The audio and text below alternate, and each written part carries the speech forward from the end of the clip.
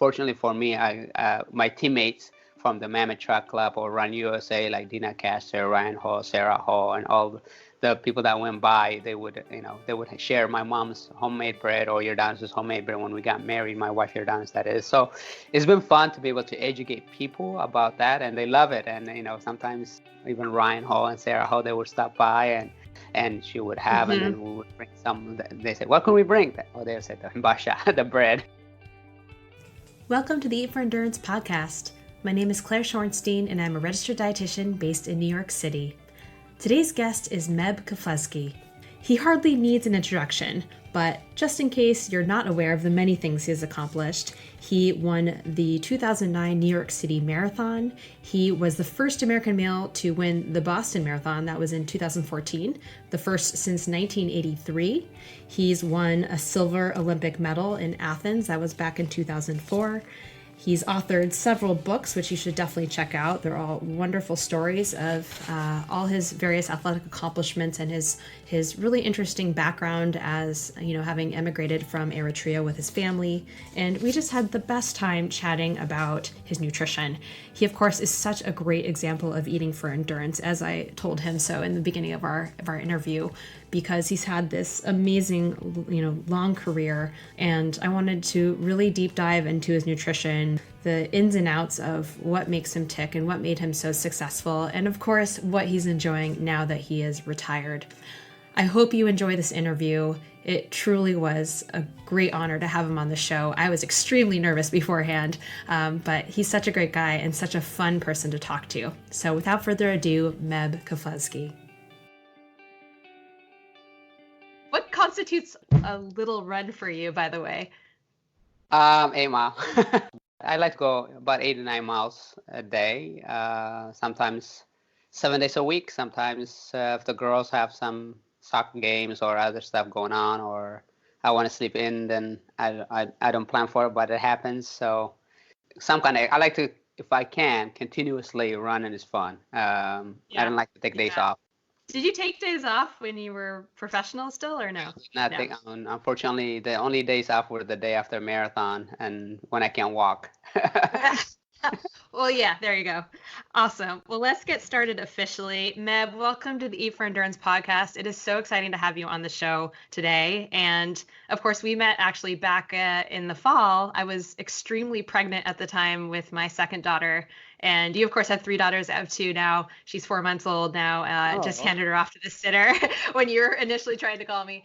And it was at Finish Line Physical Therapy at the Alley on the Run show. And I was just so excited to meet you in person finally and talk to you. And the fact that you agreed to be on the show is just really awesome. So thank you for that. No problem, Claire. Great to see you again. And I'm definitely happy to be on the show. And thanks for having me. Yeah, awesome. You're, of course, such a wonderful example of eating for endurance, which is what this show is all about. And, just longevity in the sport of running. And, you're the oldest marathoner to qualify for the U.S. Olympic team. You, of course, won the Boston Marathon at nearly 39 years old. So really, really looking forward to deep diving into nutrition today and learning a little bit more about what helped make your career so successful. Nutrition, of course, just being one piece of that whole puzzle. So I usually start these interviews with, an exploration of the athlete's nutrition roots. So, what kinds of foods you grew up with. Of course, you just mentioned a little bit about Eritrean cuisine, which I definitely want to learn more about, and how your diet evolved over time and specifically over the course of your athletic career. And, you have a very unique and wonderful story and a very interesting one. And I think most of my listeners, of course, know who you are, and maybe they do already know that story. For anyone who doesn't, you, of course, emigrated with your family from Eritrea in East Africa at the age of 10. Is that right? Correct. To the U.S. via Italy. And, you've written about this and spoken about this many times, so we don't need to go through the whole story. But, you speak of coming from a place of poverty, and I've even heard you say you ate dirt. And what did this look like specifically, like with nutrition? What kinds of foods do you remember eating? If you feel comfortable talking about that, and what does Eritrean cuisine look like? I imagine that has stuck with you clearly. You're still eating it, so maybe you can kind of just give us a little picture about your nutrition roots. I would love to. And first, full disclosure, I wish I could get all the credit for nutrition, but I must do credit before I forget off the bat for my mom, my Uh-huh. sisters, and especially my wife for my professional career because I might run the endurance or the distance and whatnot, but they're behind the scene who make things happen from my childhood all the way to who I am now. Growing up in Eritrea was difficult because of the war, a civil war for independence against Ethiopia that lasted for 31 years. So really, I mean, kecha is bread that is kind of hard that we eat for breakfast with tea usually, and then for lunch and dinner it's probably the same thing. It's called, if you've been to an Ethiopian cuisine or Eritrean cuisine, taita, which is a bread and stew like lentils. And if you are fortunate enough to have chicken or cows or sheep or whatnot, or somebody guests come visit the family, then you will have a delicacy of meat. But meat is usually reserved for higher or special occasions. So shiro or lentils is what is kind of custom day to day for lunch and dinner. Most of it is organic. I think been having a farm where we have to plant our own grain, where we have to plant our own corn, all that stuff, or lettuce, potatoes, and jalapenos, tomatoes, all those things were always you come in your hand come from the farm to your house. So I know now in the US sometimes it's like that, from farm to table restaurants and Mm-hmm. things like that, Mm-hmm. which in San Diego I have enjoyed eating that during my professional career when we go out. But at the same time, I mean, there's no electricity, no running water in Eritrea, so everything is, if you want to grind to make it a flour. I remember my mom just using a brick and a flat rock, and that is made to be able to just grind, from grain to flour. I mean, that's how raw, how organic everything was, and a lot of labor, a lot of, I guess you could call it Yeah. TLC, Yeah. done the love and care. So you can see like hambasha is what I know for to have before my races, but that was also a normal thing at our house in Eritrea and Italy when we came to the United States. Hambasha is the closest you could assemble is to Hawaiian bread, very soft, fluffy, and very, very, very sweet. So I Mm-hmm. really enjoy Sounds that. I would delicious. put almond butter or honey or peanut butter in it, but it's always available. You put it in a Ziploc bag. I mean, fortunately for me, my teammates from the Mammoth Truck Club or Run USA, like Dina Castor, Ryan Hall, Sarah Hall, and all the people that went by, they would share my mom's homemade bread or Jordan's homemade bread when we got married, my wife Jordan's, that is. So it's been fun to be able to educate people about that, and they love it. And sometimes even Ryan Hall and Sarah Hall, they would stop by and we'll have them at our house, and they will come to our house, have their house, or Dina would have a special occasion. Dina is a wonderful cook, and she would have, and Mm-hmm. then we would bring some. They said, "What can we bring?" Oh, they said the himbasha, the bread. So it's been a fun way Delicious. to. But in Eritrea, like I said, it was just from farm to your house, very organic, and everything that you bring to your house is manually done, and no expiration date. And whether it's eggs is very traditional there, and you have your hens or chicken in your backyard, so that's the meat and the eggs there for you. So that's how. But at the same time, we were poor. We didn't have a lot, and I remember eating dirt. Just kind of go to the moisture of the dirt and dig, dig, dig until you feel like it's soft enough, and something in your brain that kind of tells you to look for it, or you might heard about soldiers doing it and things like that. So Mm-hmm. yeah, that Mm-hmm. was survival at its best. But sometimes some of the Yeah. delicious because the crops were organic, so it's 100% organic. What was that transition like going, to Italy? You spent some time in Italy and then to the US. That must have been quite, culture shock there and certainly in terms of cuisine. Did your diet change a lot when you were making these big changes and big moves to these new countries? Yeah, I mean, it did change a lot. I remember first time we had probably apples. It was a green apple or sour. Many people know that I love fruits, and Meb Mortals, my book, I talk all that stuff, how what they like Meb. But I remember first time I had an apple, I said, "Ew, this is nasty," and whatnot because it was so sour. Uh, and so that was different. And I think the Italian have some kind of Eritrea was colonized by Italy, so we had the pasta, the rice. It was a little bit of not as big of transition, but we love having lasagna for the first time. We didn't go out. I'm thankful for my parents because one, financially it was not conducive, and two, they always made meals at home. So it was from fresh. On Wednesdays it's called mercato, which means a store or open store on the streets. And my mom and dad usually used to go to that and pick up the vegetables, the fruits, the onions, and all those things from the street of, I guess, farmers market is what they call in the U.S. But we remember doing that in Italy, and as much as we can host in the United States, we Jordanos used to do that. Whenever we can see a fresh thing, it's to kind of bring them back to our roots to be able to be as organic as possible. But yeah, I mean, it was different. Like pizza was not your typical thing, or hamburger or fries. You kind of try a little by little, and then it's like sometimes you like things and other things you don't. I remember like in a hamburger you put the sauce, the yellow sauce. It was very spicy and I didn't like it. Mustard. Mustard, and Yeah. I'm like, oh no way, Yeah. there's no way I can do that. So sometimes you love it, something you like. I mean, ice cream. We never had one in Eritrea, and then you're like, oh, gelato, ice cream. That's your roots of Italy. So whenever I see gelato, I'm always for it. I never pass that one forward. I never pass that one as the dessert. Was that just like mind blowing, like trying gelato for the first time? I imagine that must have just been like amazing. Oh, absolutely. Okay. It was mind blowing, and it's like, oh, where was this been hiding? But it's the same thing Oh with my TV goodness. though. But I was always in shock though, because I was 10 years old when I left Eritrea when we lived in Italy. First time I saw TV. So I'm like, how did those people fit in there? So that was a mind blown in its own, because I'm like, how is that possible? How did they fit in? I went back behind the screen to see if they were there. So the good and bad, delicious food like gelato or the Italian food is always amazing, and but also a shock to the mind when you see a TV for the first time, or remote control things, and it's like, how is Sure. that working? And I have to kind of try to learn, expedite.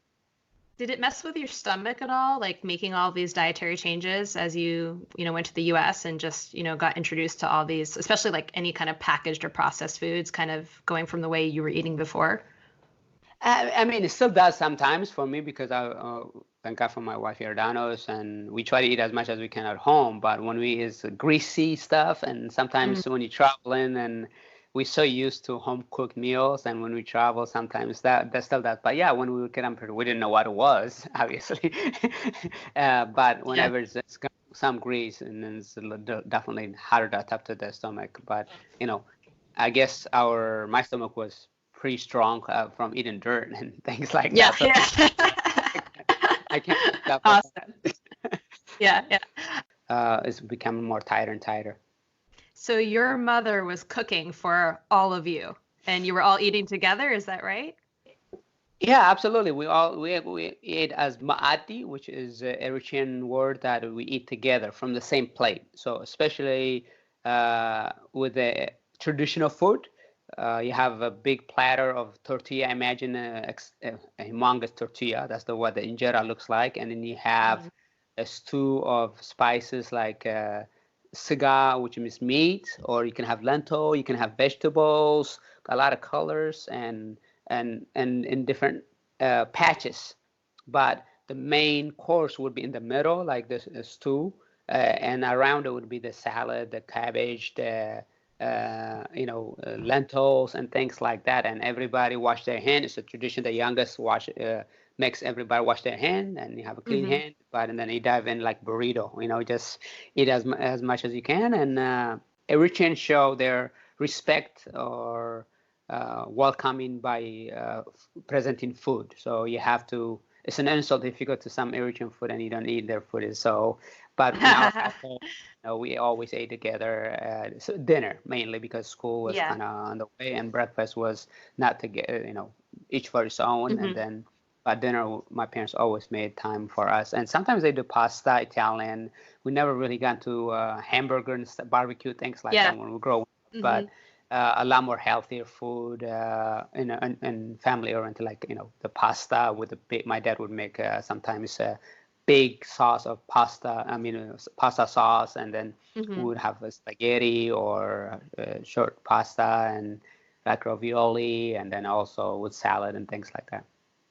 And I know spaghetti and meatballs is like one of your pre-race rituals for a very long time, right? So that kind of stemmed, I mean, it's obviously a very standard thing to have, but perhaps it also, stemmed from in part your time in Italy and your love for pasta as well, or where did that come from? Oh, absolutely. I mean, I don't remember too much having pasta in Eritrea, but a lot more traditional. But when we went to Italy, it was the welcoming thing of it's the pasta, spaghetti with meatball, and my mom made it, and my sisters made it, and eventually whenever I went to Mammoth Lakes to train or within driving distance, my mom would give me loads. Remember the ice cream gallon that comes in a gallon size, and we Mm-hmm. would after the ice cream is Yeah, yeah. done, my mom would freeze the pasta sauce there. And when I went to Mammoth Lakes, I was traveling or training camp, and she would give me that sauce, and I would make it for when I was training camp. So I always went with sauce, always whenever I travel. And eventually, my wife also adapted to that, and then she helped me make that. And so yeah, it's something that I look forward to, and especially before my tempo run, which means race pace or intervals, hard sessions, and then on hard days, I would go into protein diet like chicken, beef, or fish, but mainly a lot of during the day avocado. I mean omelette with avocado or turkey, and a lot of greens, whether it's green pepper, avocado, and things like that. But yeah, the pasta. Whenever I travel, that's my go-to before races because I know it works for me, and Yeah. I always stuck with it. And then even when we travel, UCLA or other races, I try to have that. But and then there's others that you cannot always find it if you are in Tokyo for the Chiba Ekiden and things like that. So you have to resort to rice and chicken, and, Mm-hmm, and, mm-hmm. and my mom also. Whenever I am in the States, she always send me with homemade bread, and eventually my wife ended up doing that as well. Awesome. Well, how lucky are you to have such wonderful women cooking such awesome stuff for you? That's great. So let's talk about how you kind of got into running. And of course, you grew up loving and playing soccer and essentially fell into running when a high school coach discovered your talent. And, as you began to train more and more and become more competitive during high school, and especially, when running for UCLA, your nutrition, I imagine, changed. And maybe it was just that you ate more, and maybe it didn't change that much, but maybe you can speak a little bit about how your nutrition started to evolve before you went pro. Kind of, were you using sports nutrition products at the time, or any kind of nutrition rituals you started to create for yourself other than the spaghetti and meatballs, of course.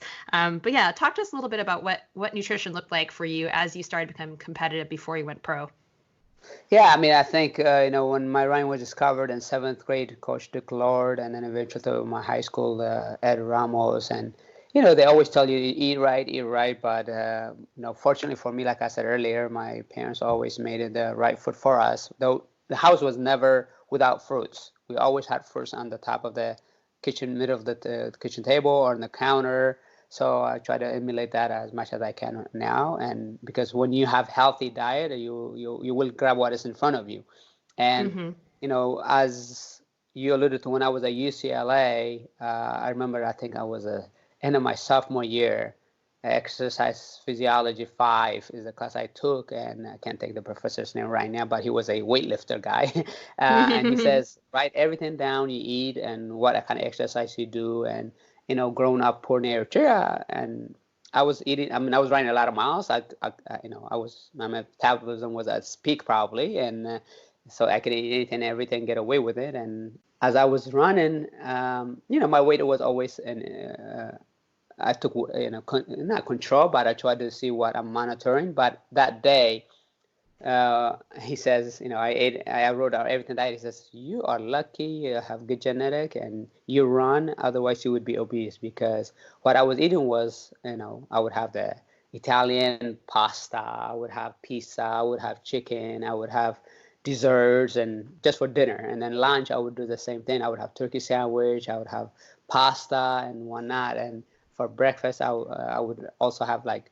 French toast, pancakes, the normal. Eat as much as you want, and I Yeah. was making up for the time lost. So, he says, well, I'm not saying don't have any of those. I just said, just have one of them instead of like five choice that you have, just choose one. And drastically, my run performance increased to better. I mean, I was lighter, I was Mm-hmm. stronger, I was more energetic. So I started packing my lunch. Instead of coming back to the dorms, I would take a turkey sandwich and a banana or an apple, and then I would stay on campus instead of coming back to the dorms and eat. So that helped, and then obviously probably did my more training also and started implementing morning runs, and Mm-hmm. the running took off, and then that's when I thought maybe, oh, the Olympics is a possibility. But before that, never crossed my mind. It did. Other people, including my Mm-hmm. seventh grade teacher, Dick Lord, or my classmates in high school, or Ron Tapp, or Ed Ramos, or others who believed in me. But that was pretty evident for me when I won 4 NCAA title one year, '97. Then it's like, oh, I think I could do this. So I have to take my job seriously as a student athlete and monitor what I ate and be careful. And you are what you put in your system. I learned that right away, and I started adopting, and the rest is history. And more as I think that's one of the longevity that I had is to monitor what I ate and weigh myself, and I know what works for me. I Mm-hmm. indulge and I have off season, but during the season on a very, very strict diet. Yeah. And at what point in your college career did you take that nutrition course that you mentioned? A sophomore year, I believe. My best year was when I was a junior, so I'm pretty sure it was a sophomore year. Got it. And when you were a freshman, did you gain the freshman 15? I'm pretty sure I did, but thank God for running. I think it kept me neutralized. I'm sure you were using all of those calories that you meant, that you're eating. I mean, it sounds like you were working pretty hard there. Okay, so let's talk about some, significant nutrition learning moments throughout your professional career and how these experiences change your approach. Obviously there are things that we can control. Talk about maintaining this strict diet and weighing yourself, all this stuff, training with specific foods or products. That's, of course, one thing I always think about when, practicing and controlling things. But obviously, there are others that we can't, for instance, getting food poisoning or getting sick in other ways. I know in 26 Marathons, your latest book, you talked about getting food poisoning a few days before the marathon in 2006. Or, of course, there's the experience of the Summer Olympics 2016 when you had stomach issues during the race. Those are, of course, learning opportunities. And maybe you can share a little bit about how you've handled those times where, things happen that you can't control that are somewhat nutrition or diet related, and what you kind of took away from that. What you can control is getting to the starting line as healthy, as strong as possible. But when you're at a restaurant, you can't control what you're going to be served and or what you're going to encounter during a race. So yeah, I mean, I had those incidents in 2006 of food poisoning, and I mean, I thought that was the year for me to win. I've been second place in New York in 2004, third in 2005. I'm like, this is it, this is it. And then Thursday before the race, I encountered food poisoning. I'm like, really? How is this possible? Yeah. But I still, Yeah. and some people say don't run the race, but I'm like, you know what? I'm gonna give it a shot, do the best that I can because I've been working really hard.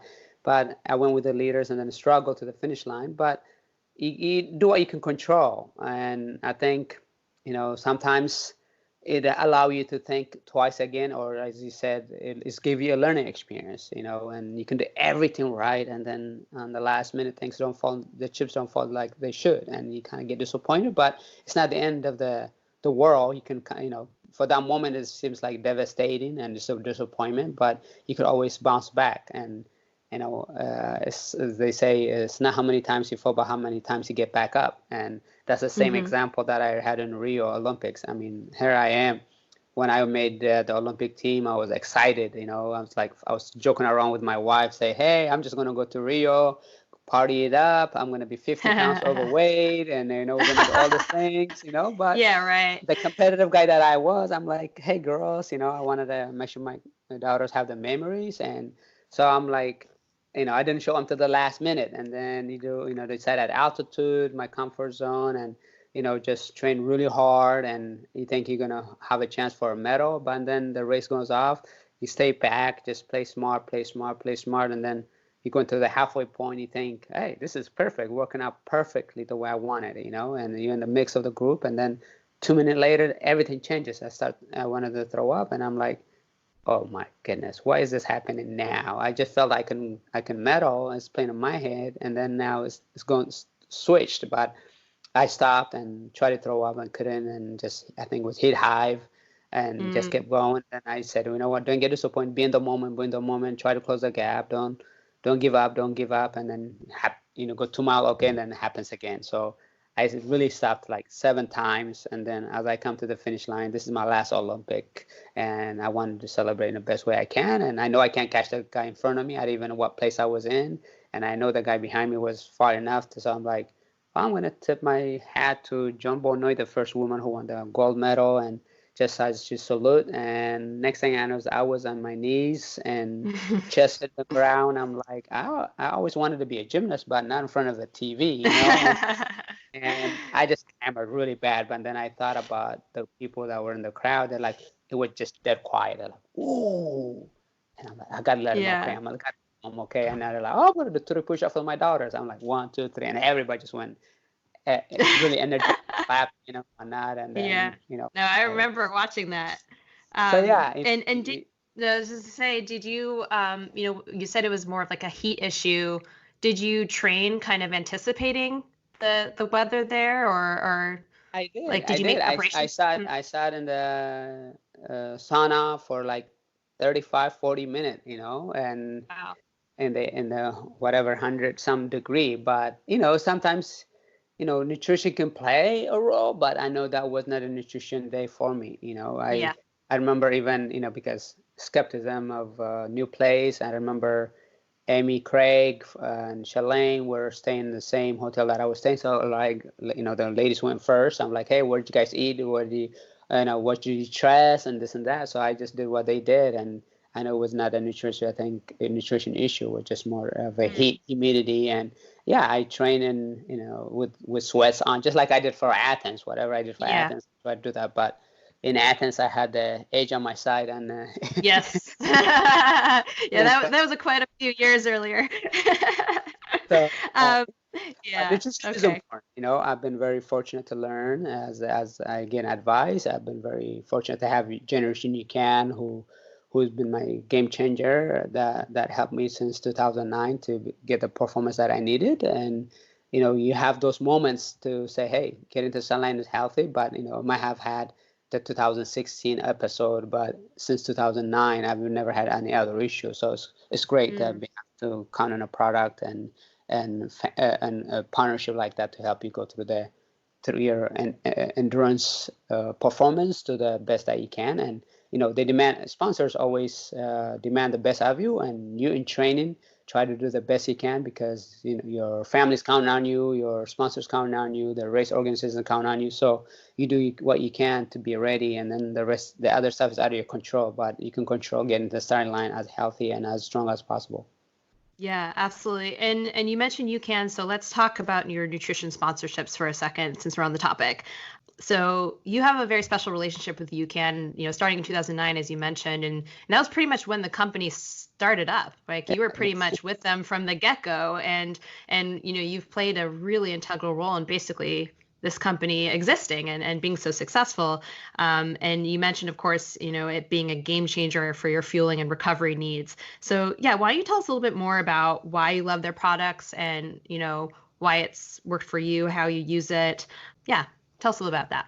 Yeah, I think 2009 was my relationship with UCAN, and it started with a rare disease Jonah Fettelman had, and his mom, Wendy, and Dave used to wake Jonah up in the middle of the night to feed him so he can have glycogen storage. And I think the superstarch kind of worked for them by accident to make him live longer and make sure they don't, he doesn't pass away, basically. And so that's how it started, and Jonah and I became good friends and the family. And it was 2009 that started this relationship. I was the first athlete they signed, and they never thought it would be. Before that, it was never for athlete; it was more survival. But what it had in there, the superstarch, was amazing, and they eventually have protein in it to be able to have consistent energy. And I fell in love with it because I do a lot of traveling and to be lean and as much as I can to replenish my body for the next moment to recover.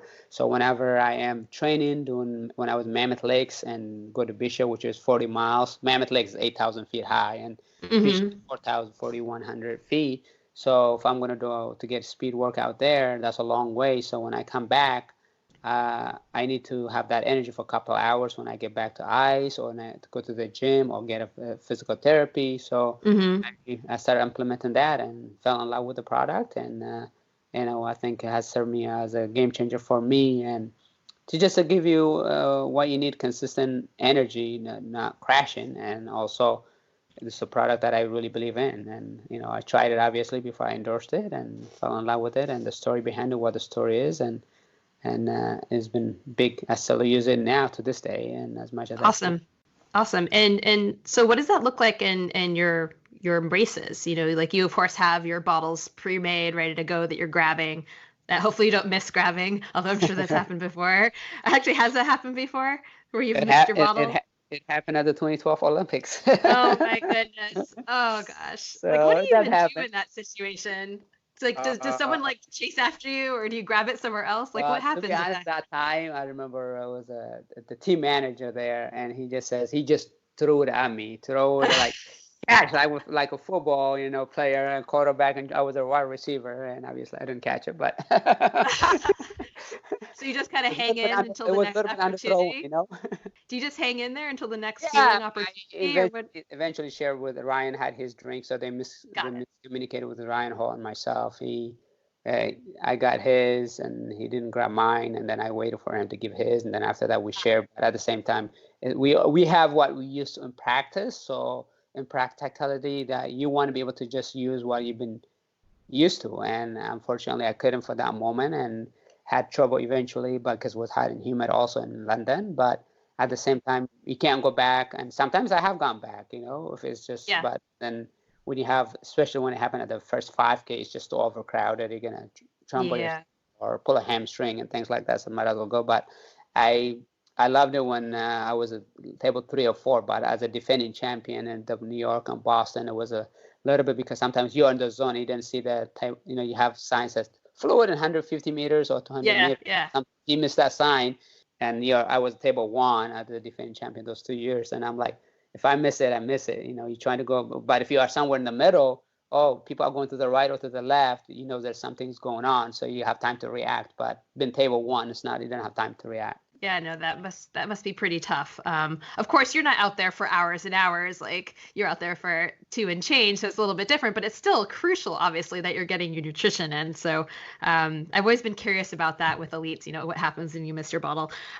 In terms of UCAN, I was going to ask, in the race, so you have your pre-mixed drinks. Like, are you aiming for a certain number of calories per hour? Like, what is your kind of general strategy for marathons when you're racing them? Well, as I alluded to, when I usually have about 10 ounce, 8 ounce of fluid electrolyte in there, and I try to take as much as I can. Depends on the weather, but Hmm. if you miss it, it's not the end of the world, obviously, and because you rather just have some and put on in your mouth and get wet your cheeks, and the sugar Hmm. will tell the brain that you got something, and you can Hmm.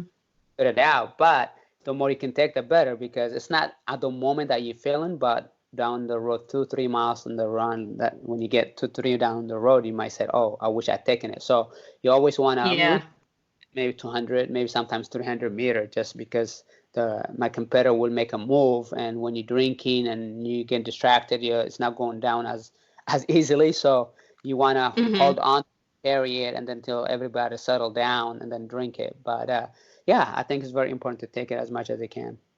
Yeah. Now, one of your other sponsors, I'm not sure if this is a current one, but Power Bar, are you still working with them? I'm Or was no that a longer with former? Power, but I was past. So They were you my sponsor. used to, and you were with Power Bar at the same time as you can, or was that at separate times? I was actually with Power Bar at the same time. UCAN did not have bars yet, so I used Okay. fluid, and then I use bars, and Got in it. the past I have used the gels, things like that. Okay. Yeah, just because that's a very different type of product, obviously. That's a much more kind of standard carbohydrate, quickly digested. And so I was just a little curious about how you use something like that compared to like a UCAN product. For me, it's very important to have carbohydrate, and then before you can, I think when I was at UCLA, we used Power Bar, so I had history with them. when UCAN came, and I didn't have bars. I used the power bars, not the drinks. But when UCAN came with the drink and power bar and the bars, and I stuck with them.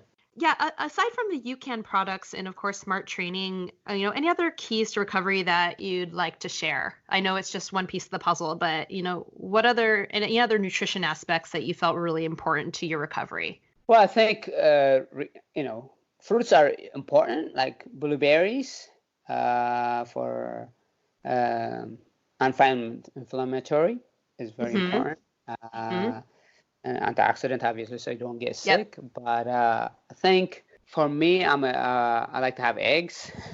So I'm not the person that have a big meal before I go for a run, but I'll have a toast and a tea, or if I have hard days, I'll do coffee. But then when you come back, the greener the plate, the better. And for me, I have to have some, omelets is a good way to go, and avocado and green pepper has a lot of vitamin C, and obviously the UCAN is the first thing that goes to my system after a hard, intense workout. So, I use it while I exercise, but afterward it's the first thing that gets me home. And I get home, I eat a real meal, and then I eat 2 meals a day, big ones, lunch after my run, and then dinner. But snacks a lot in between. And as we get older, I would emphasize more protein in before, whereas before you can have bread and things like that. But as I got older, a lot of nuts. I think, don't go until you get hungry. Just graze throughout the day and keep your energy level high. Awesome. And you have said in other interviews you were maintaining kind of a strict diet while training, and as you mentioned earlier, you weighed yourself daily. You had a racing weight that worked for you. And I read that one change you made was a reduction in simple carbohydrates and increase in proteins. You mentioned increase your proteins just now. Yeah, can you just discuss that a little bit more and kind of where you got that from? I don't know I assume you must, as an elite, you have like a team that includes a nutritionist or whatnot. But yeah, maybe you can kind of discuss a little bit more your reasoning behind that. Well, I mean, I think, weight is important, but it's only important to know what your past is. And for me, as a 5K, 10K, I was okay in college and high school, whatever weight I was. But for a marathon, I got to carry it for 26.2 miles. So you want to be diligent of what works for each individually. I'm not saying men or women, you shouldn't starve yourself or whatnot, but figure out what works for you on a tempo run or intervals and things like that, and say, hey, I felt great that weight, and stick to that.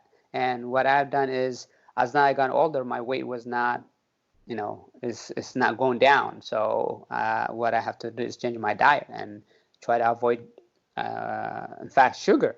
I love tea. I love to have a tea or coffee in the morning, mainly tea in the mornings, unless I have a hard day. And I would eliminate completely the sugar part of it, just because if I want to lose weight, I want to do that. But when I'm off season, I indulge myself with as much sugar as possible.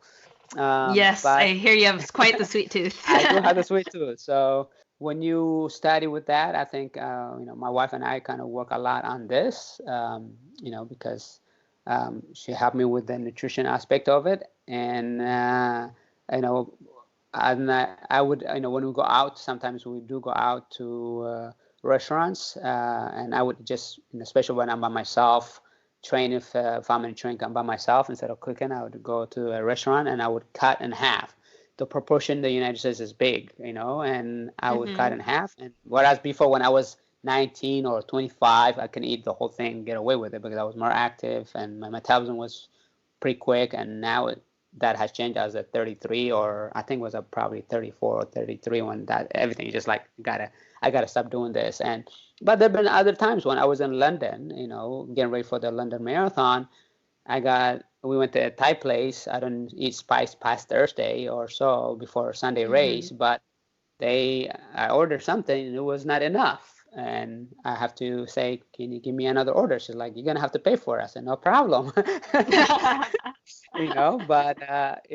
So those things that you have to work for you, because running a marathon or half marathon, you demand a lot of your body. So you have to replenish your body to make sure it's a go. And, so you have to, adapt what it needs to be done to help you, go to the distance.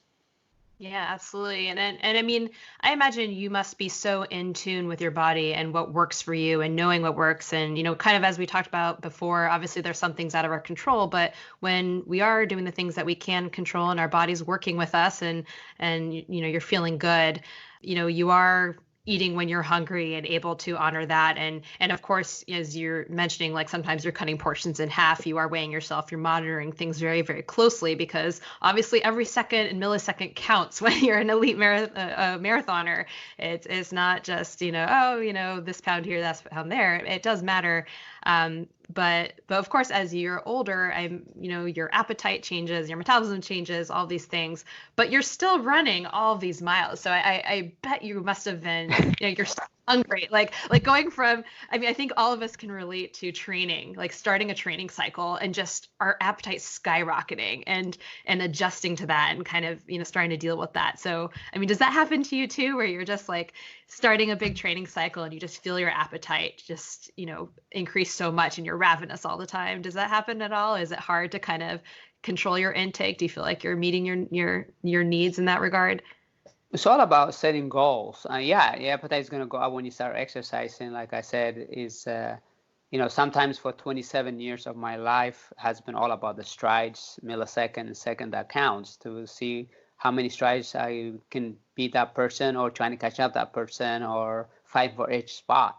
And, in fact, this morning I was telling my wife we were crossing the road in Florida, and I said, I've done enough running. We sprinted in front of the cars trying to, before the car comes. I'm like, I've done enough running, take it easy, But so, and she said, you got a point, But at the same time, every season is different for everybody, He said, hey, I want to be able to start a 5K, or for somebody like me, it's like, okay, I want to come back and see if I can run half marathon at this pace or full marathon at this pace. But you have to adapt to the new things. But yeah, when you do new exercise, you get sore, but also when you're exercising, your appetite is going to open up. But fortunately for me, since I've been exercising for 30 years now, it's been always open. It's going to be like Yeah. I got to monitor. I became efficient, so I don't have the Yes. people say, hey, I ran 5 miles and I never done this before. Now my appetite is higher, or I feel exhausted. I need to replenish. But for me, because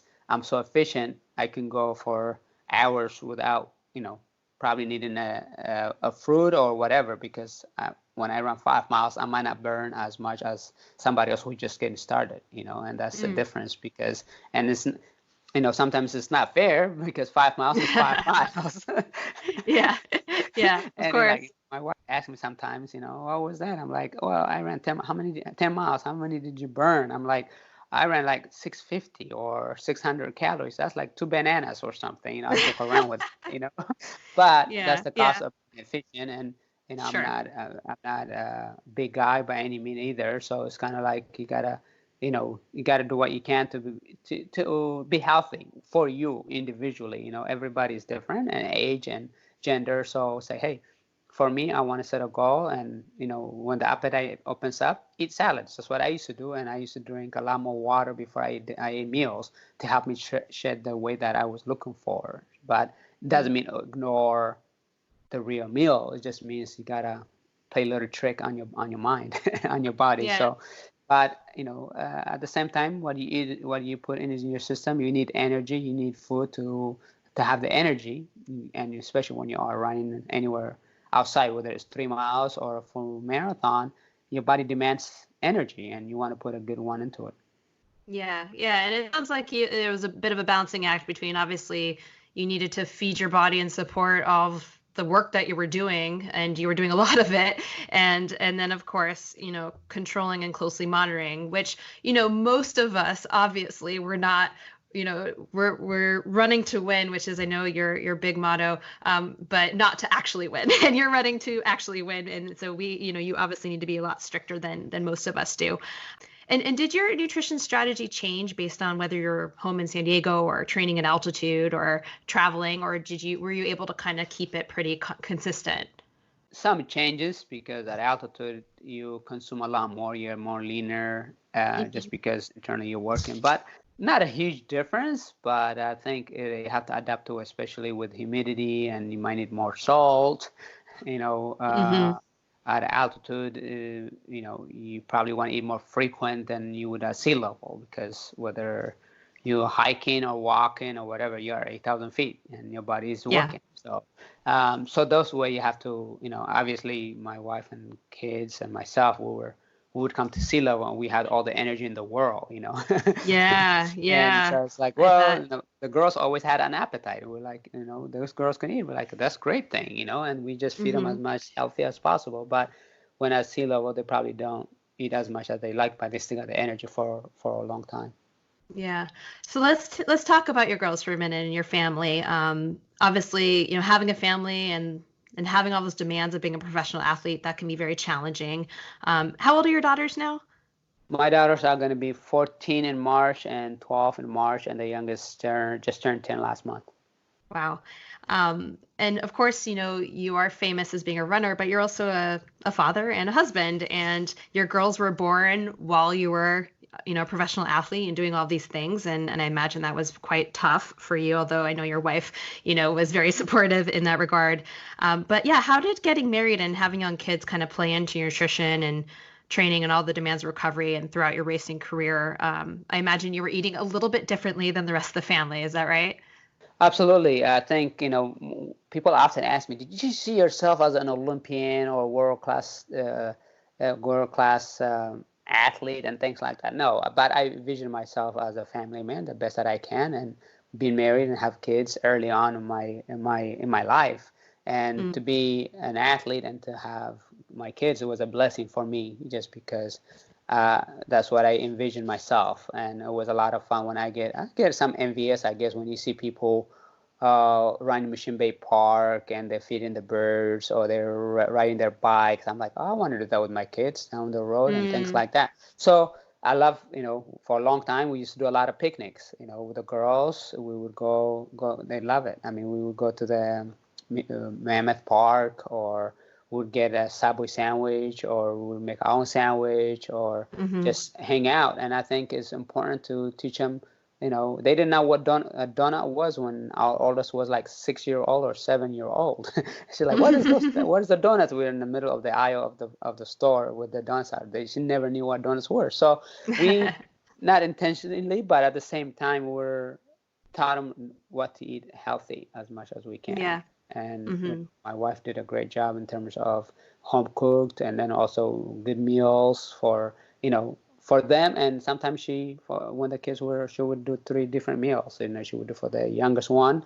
They never ate jar food, thanks to my Hmm. wife.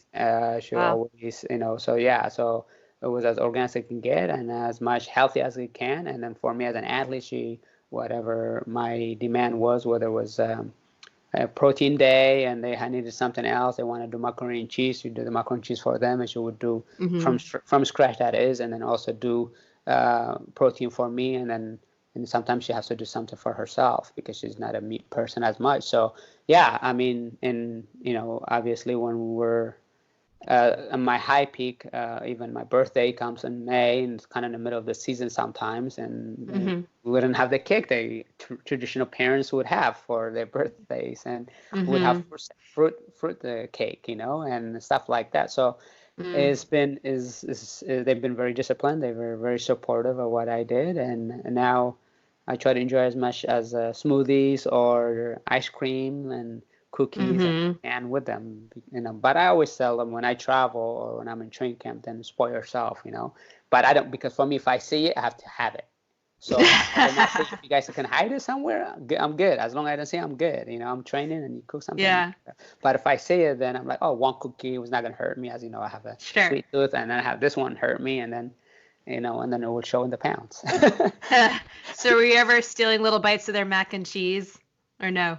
You know, I do now, and I was not introduced to mac and cheese. I didn't have it growing up, so it It's wasn't for me. It was not something delicious. that I know it's delicious, but I didn't know what I was missing out yet.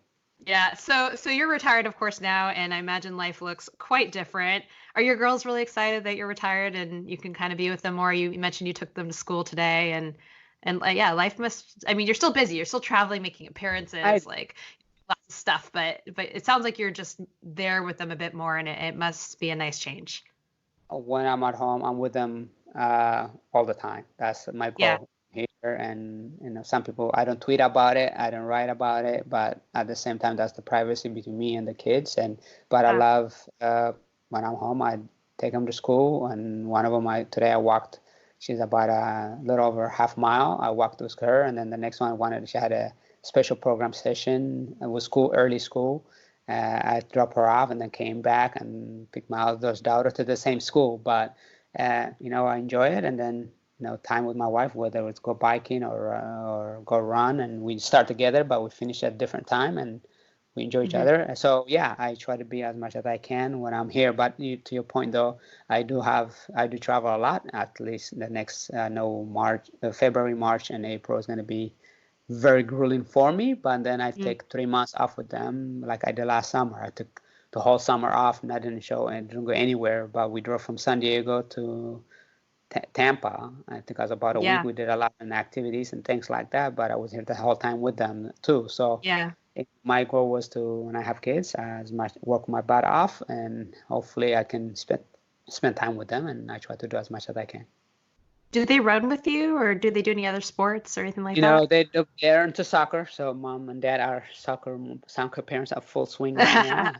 And sometimes we go to different places. Yesterday was Fiore, our middle child, soccer game, and then I went to Savannah, Georgia, just a week ago with me and the oldest one, Sarah, and with her team. So I'm trying to spend as much as I can one-on-one as well, but at the same time, Fiore is the one Fiore, the middle one, is kind of interested in doing half marathon. She's considered doing the Oh, nice.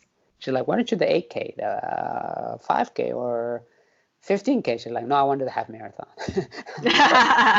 So of course. I hope she keeps it up, because that would be something that, I would love one of them to run, if that's for fun. If they can want to compete, great. If they don't, then it's that run to win philosophy, do the best you can, and hopefully she can, if she wants to do that, that'd be a fun bonding moment for us. But they're into soccer, all three of them, at a club soccer here now. So that's where their heart is.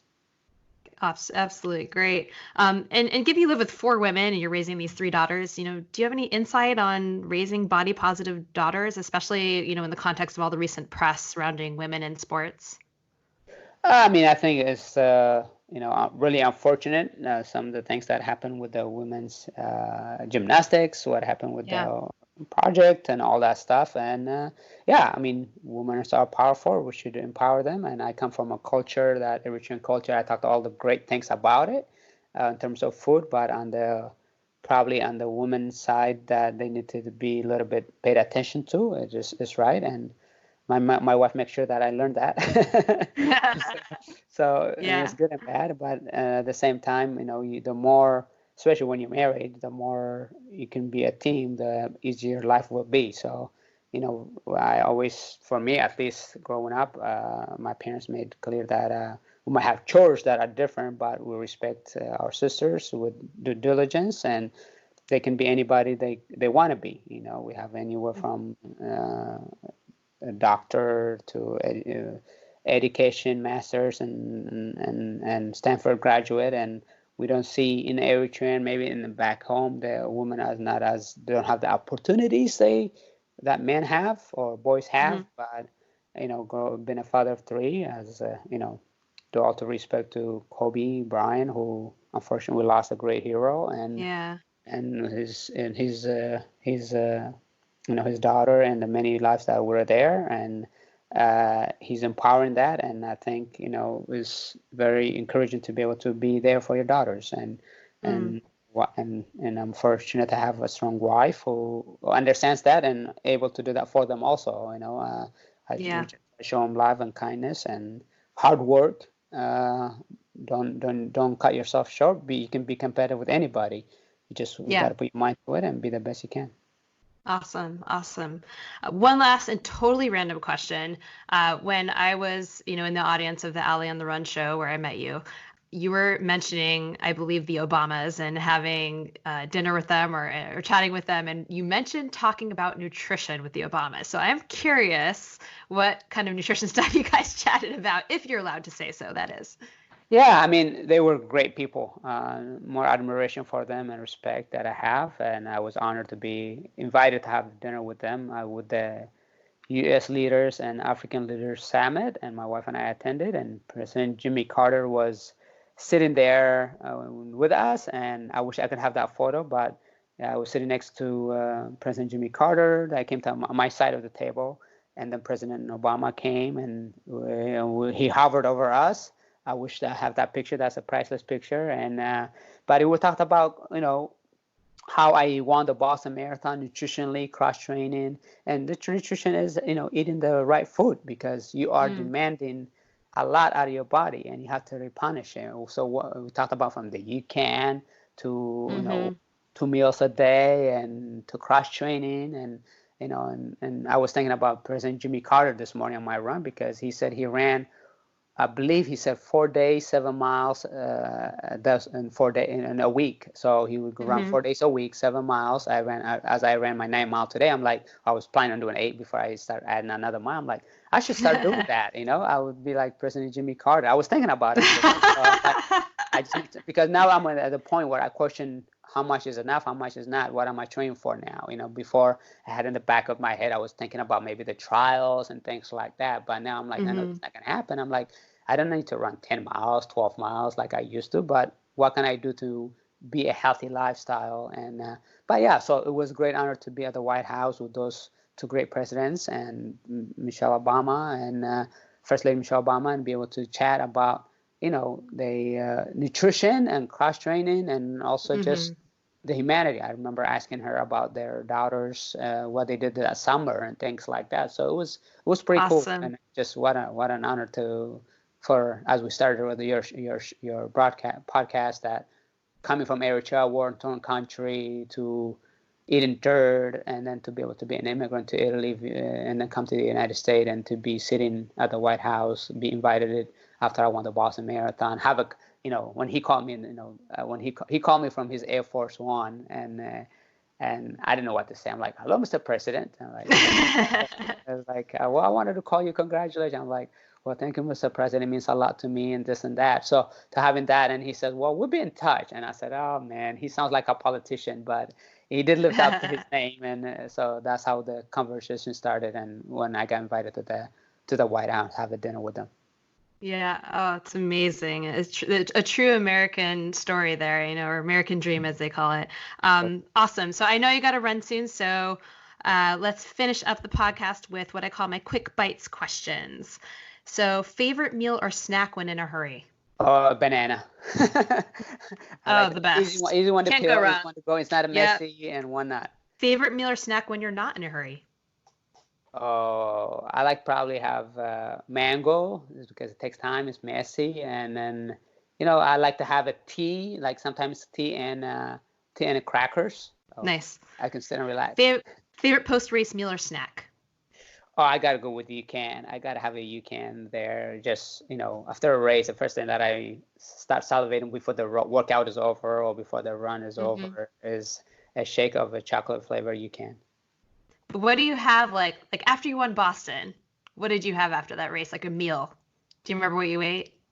I'm pretty sure, and after UCAN, I waited a couple hours and then I had a big steak. I love having steak.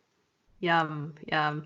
I was actually there, by the way. I ran 2013 and 2014 Boston, so I was there both years. But thankfully, I finished, I think that it was like 35 minutes before the bomb went off in 13. But in 2014, I remember running, and it was a tough race for me, but I remember hearing you won, and it was just so uplifting. It was amazing. It was such an amazing day.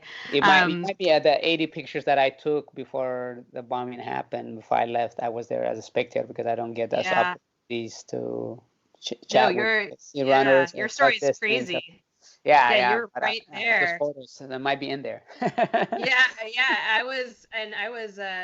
think I was a block away because I was in the family meeting area when the bombs went off and we didn't even know what happened. So, but you were like right there a few minutes before it happened.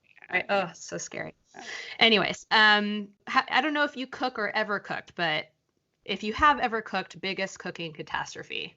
Oh man. I do. I'm learning how to cook, but I'm too detailed. When I cook, I pay attention to details. It might not taste good, but I don't burn anything up yet. Okay, so not yet. So TBD on Yeah, that one. yeah. Most bizarre or exotic food that you've ever tried? A crocodile in Sydney, Australia, at the Olympics. Oh, did you Just like like, it? yeah, it's fine. It was just like chicken.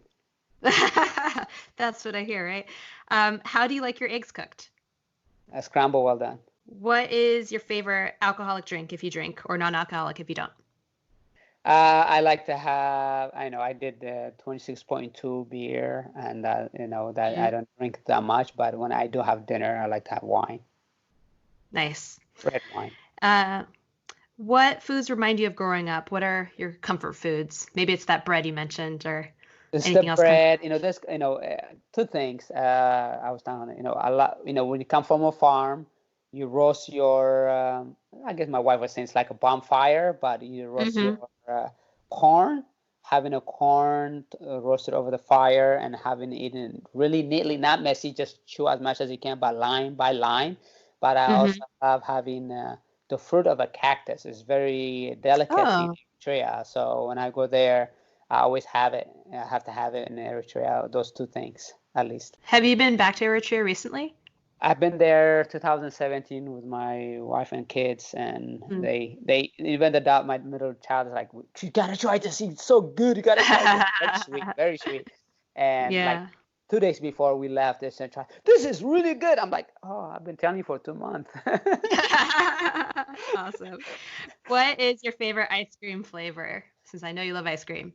I love having the coffee lovers. Is my older sister Ruth introduced me to it, and if I'm gonna have now, I like to have that. I used to be vanilla, but coffee lovers. And last but not least, top three items of gear that are most essential to your active lifestyle. Well, you gotta have your beautiful and lovely comfort Skechers shoes. Gotta Yeah. Hmm. have my Maui gym sunglasses, and I have to have, it's very important to have a CEP compression socks because as we older, as we run, we need to recover. Well, thank you, Meb, so much for your time today. It was such a joy having you on and such an honor, of course. And I know I learned a lot, and I'm sure my listeners did as well. So thanks for your time. Thanks for you for the support, Claire, and great to see you again. Awesome. Have a good one, Meb. Thank you. I hope you all enjoyed my chat with Meb and hearing about all of the foods that he's enjoyed throughout his life, his athletic career, and of course, now that he's in retirement and finally enjoying all the treats that his heart desires. If you have any feedback, you have any requests, questions, anything at all, please get in touch. My email is eatforendurance@gmail.com. Of course, my website, eatforendurance.com. I hope you enjoyed this episode. It was a special one for me, one that I wasn't sure was going to happen, to be honest, and I'm just so grateful that it did. Have a great one, guys, and thanks as always for your support.